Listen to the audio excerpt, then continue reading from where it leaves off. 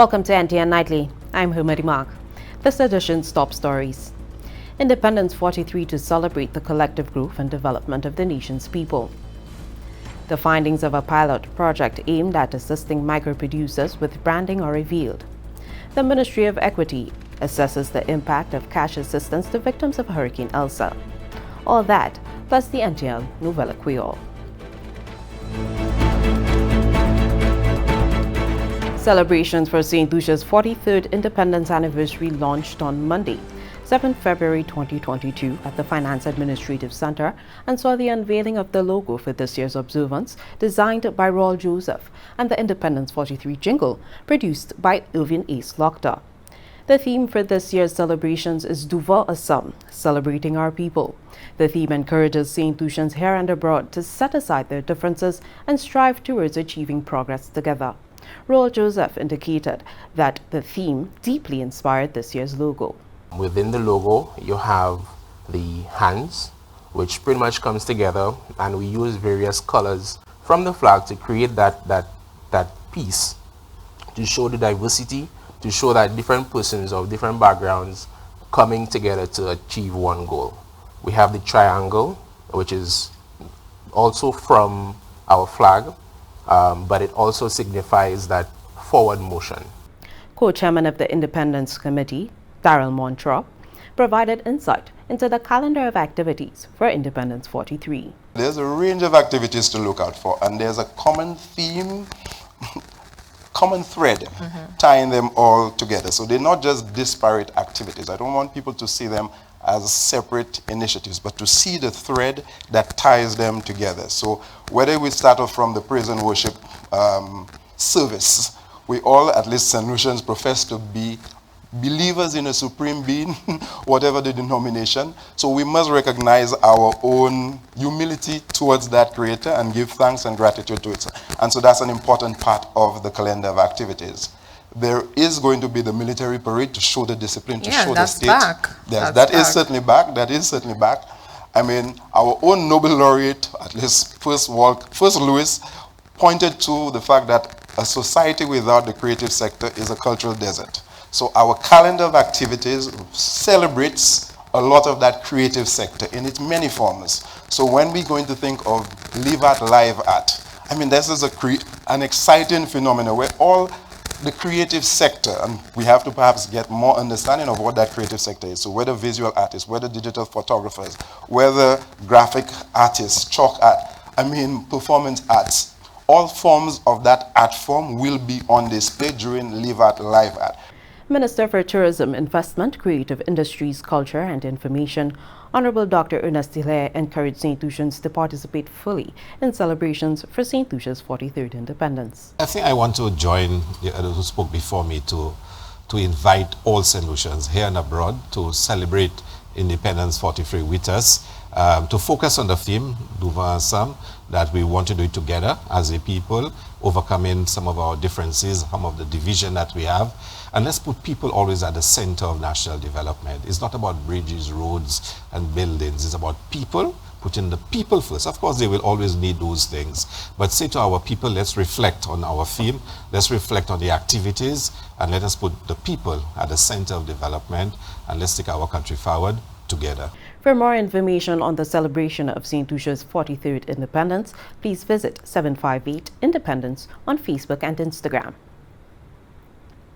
Ahead of the strenuous work program for 2022, the staff of the Department of Economic Development engaged in a team building and professional development session as they prepare for the continued rollout of their 2020-2023 strategic plan.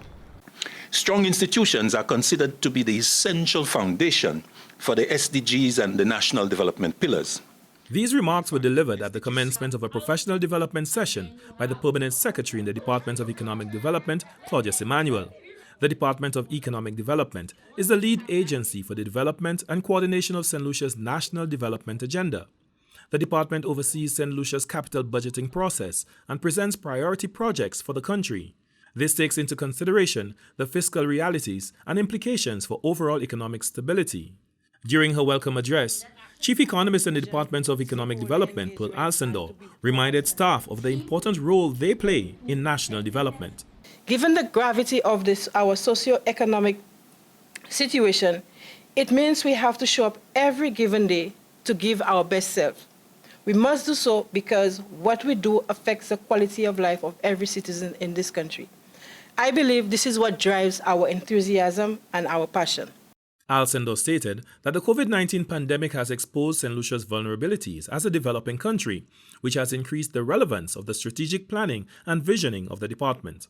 We want to be recognized as a stakeholder-focused, team-oriented, and thought-leading agency driving sustained socio-economic development.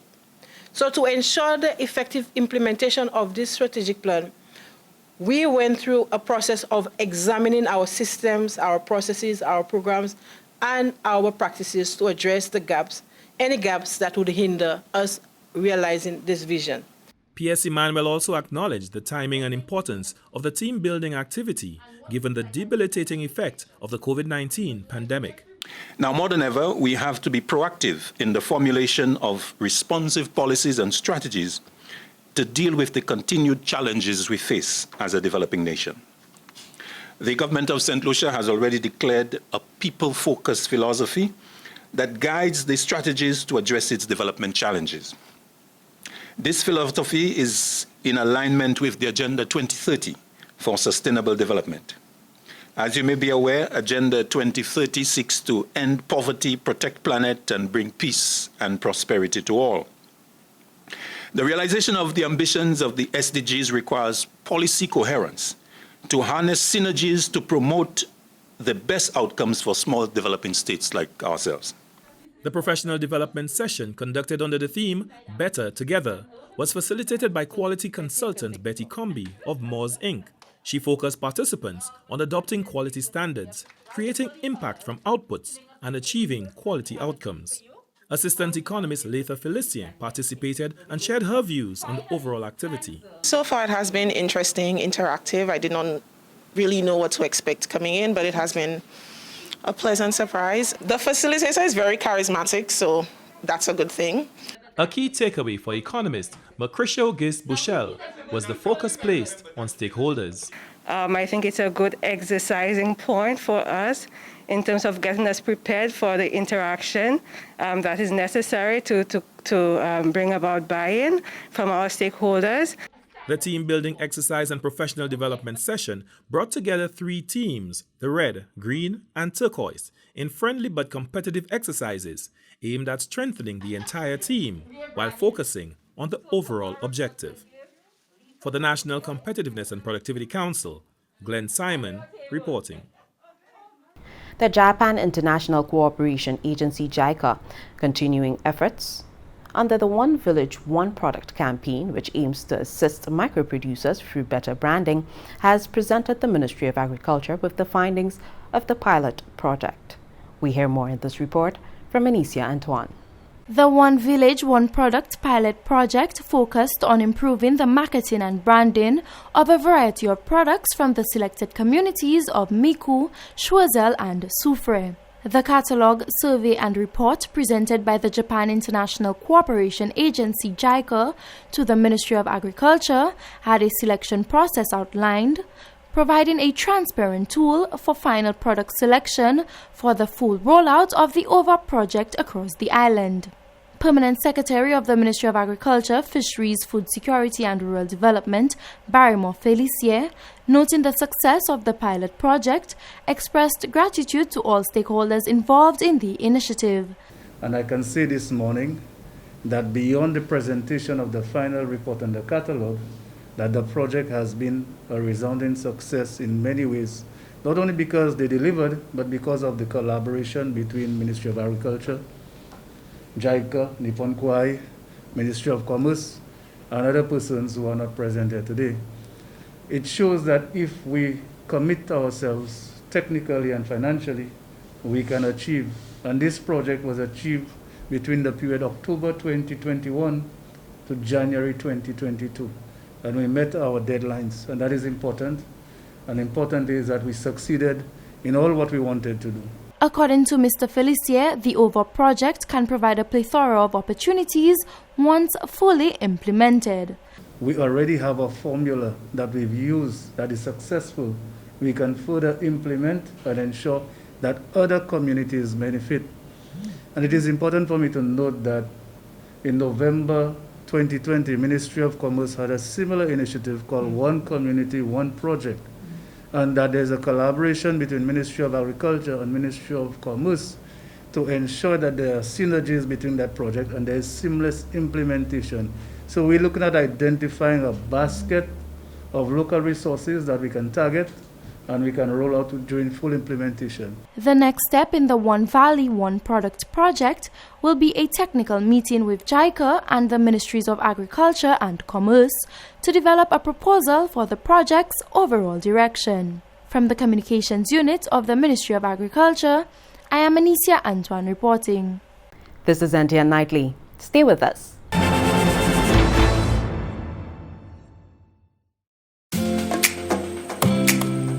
The Water and Sewerage Company Inc. WASCO wishes to inform the public that individuals wishing to access the Customer Services Department can call or send a WhatsApp or text message to the numbers 482-0187, 482-0188, 482-0058, and 482-0060 for assistance with the following queries: bill balances, bill queries, high consumption, new connections, reconnections, disconnections upon request, change of account holder's name, and meter replacements.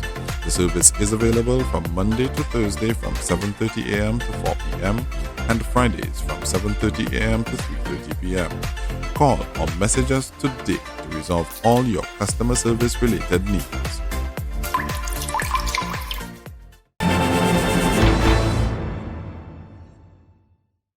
Welcome back.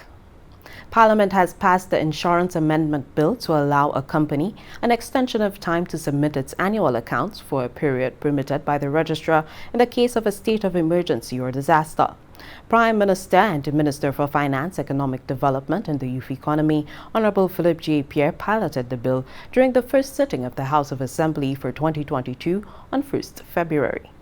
Honorable Pierre told the House that the amendment would better facilitate and support businesses during crises and called upon the public to insure their properties. I really want to urge people to ensure that they insure their houses, Mr. Speaker, because it's important now that people insure their houses because of the changes in climate change, etc., and that the value of the insurance is similar, or the value of the insurance they take, Mr. Speaker, is in line with the value of their house. Because many times you find people are underinsured, and when the time comes, they do not get the return. Something happens, Mr. Speaker. And also, I want to urge people also to read carefully the terms and conditions of the insurance policies. Read carefully, because there are several circumstances where people believe that they are insured for certain things, and when claims are made, the insurance company finds a reason why they should not, the insurance company finds a way, Mr. Speaker, finds some clause why they should not pay, Mr. Speaker. The Prime Minister urged the public to familiarize themselves with their insurance policies and understand the fine print. When you buy an insurance policy, you should always find the details. Make sure that you get the details of the policy. Ask all the questions, Mr. Speaker. And secondly, when insurance companies do not fulfill the obligations of their insurance contracts, there ought to be a way where they are brought to speed for that sort of non-compliance, Mr. Speaker. But I also hope that insurance companies can see that the government is making compliance a little easier for them because of circumstances. But I also hope that they meet their obligations to their policyholders, and many times that does not happen. Prime Minister Honorable Philip J. Pierre. The Insurance Amendment Bill was passed in the Upper House, the Senate, on Friday, 4th February 2022. Meantime, approximately 300 persons affected by Hurricane Elsa are beneficiaries of a one-time cash payment through the Ministry of Equity, Social Justice and Empowerment under a pilot project funded by the World Food Programme. This cash transfer program is part of a larger project which provided an opportunity to test a new vulnerability index. On Monday, January 31, 2022, a post-distribution monitoring survey was launched to assess the value of this cash assistance to beneficiaries and solicit feedback on the program. This information will help to improve planning, design, and implementation of future programs that support affected persons after a disaster and strengthen St. Lucia's social protection system.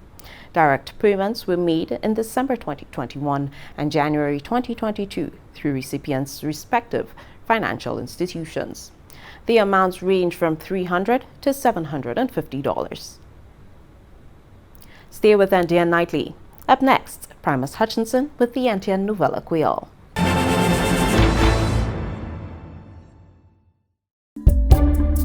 I got the COVID-19 vaccine to safely return to my dance class. I wanted the vaccine because I really missed being at school. I got vaccinated so that I can go visit my grandparents without having to worry about them getting ill. I asked my mom to be vaccinated after reading and realizing this was the best way to keep my family and friends protected. We all look forward to doing the things we love once more. The COVID-19 vaccine gives us this hope. The vaccine is protecting us and will protect you too. Vaccinate. For you, for yours, for us.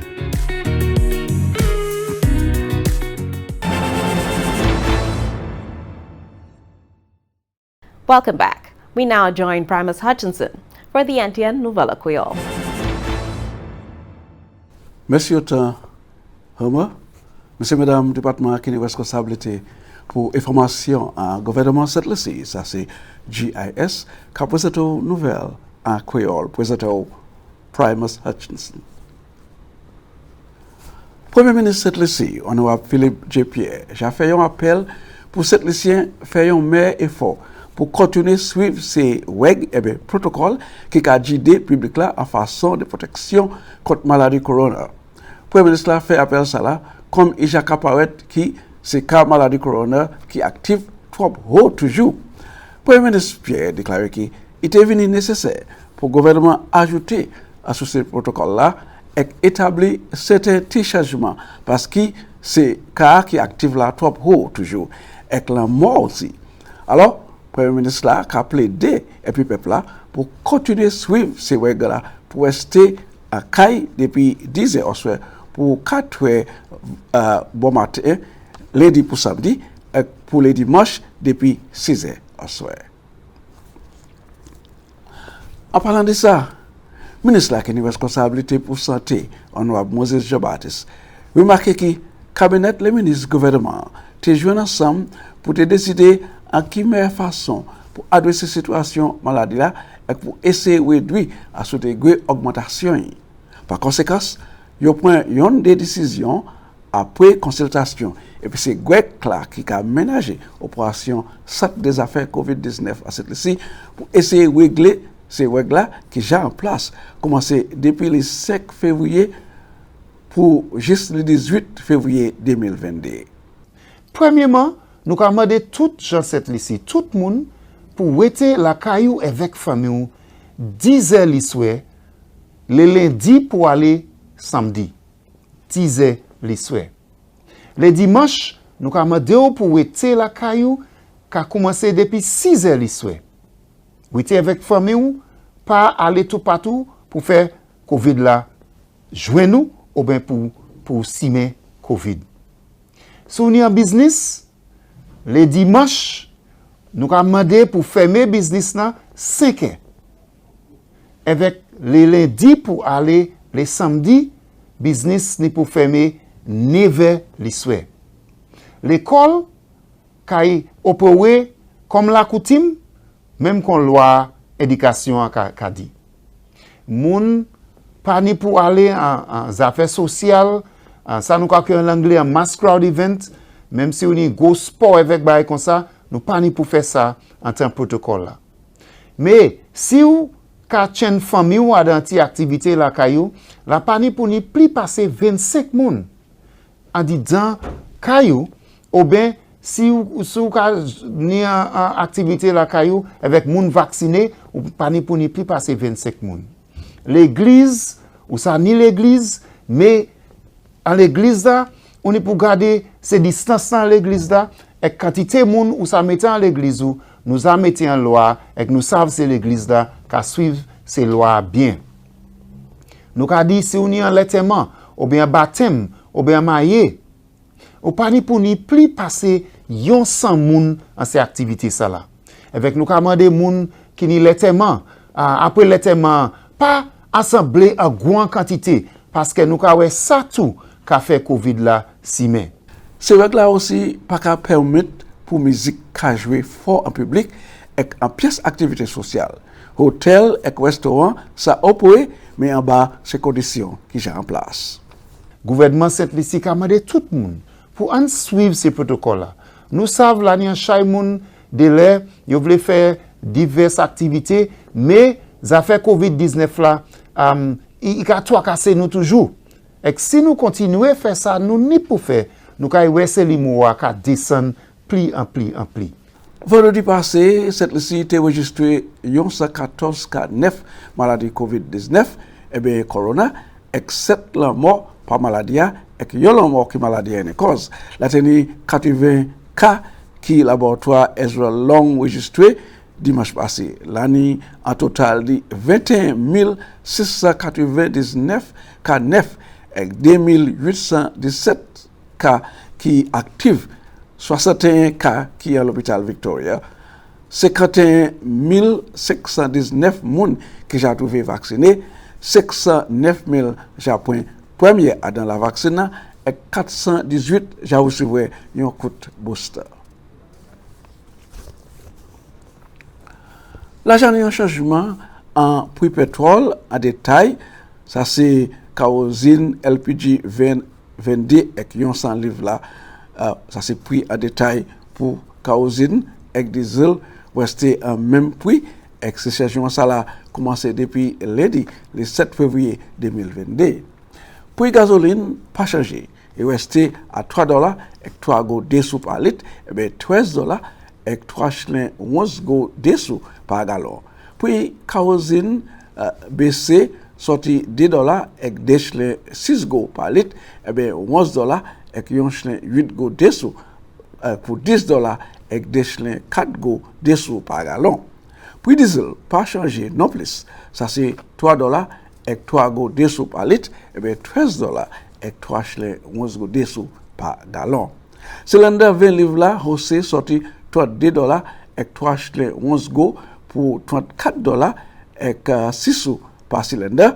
Cylindre 22 livres là haussé sorti $36 et 10 go dessous pour $37 et 2 shillings par cylindre. Cylindre 100 livres là haussé sorti $230 et 3 shillings 3 go pour $203 et 2 shillings 9 go par cylindre. Et c'est comme ça nous avons votre nouvelle, monsieur, madame. Je vous remercie autant pour regarder. Je vous avoir une invitation pour jouer depuis moi encore. Si tu conserver la vie, vous allez présenter l'autre nouvelle à Kweyol. À présent, je vais vous présenter Homer. Merci, Appeal Primus. That brings us to the end of NTN Nightly. Join us next time at 7 p.m. with a repeat at 7 a.m. You could also catch up with us anytime on the Government of St. Lucia Facebook page or YouTube channel.